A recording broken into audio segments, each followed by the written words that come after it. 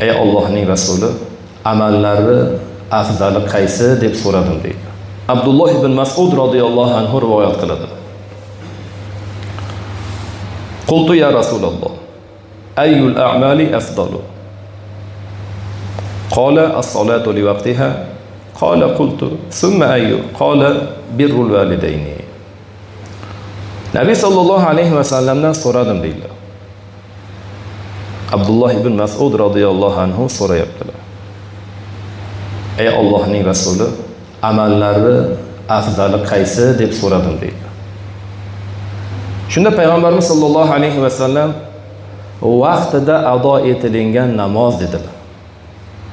Amallari eng afzali mana shu vaqtida kechiktirmasdan chiroyli holatda erkak kishilar sunnatga muvofiq jamoatda masjidda ado etilgan namoz mana shu amallarimiz ichida Alloh uchun eng afzali.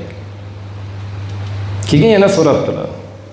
Keyinchi ya Rasululloh, undan keyingi amal, afzal amal qaysi deb so'radim deydi. Shunda payg'ambarimiz sollallohu alayhi vasallam aytdilarki, ota-onaga yaxshilik qilishliging dedilar deydi. Imom Buxoriy, Imom Muslim rivoyatlari. Mana azizlar, Alloh taologa ibodat qilishlikdan keyingi Alloh uchun amallari eng afzali bu ota-onamizga qiladigan yaxshiligimiz ekan. Ularni xursand qilib, ularning roziligini topishlik ekan.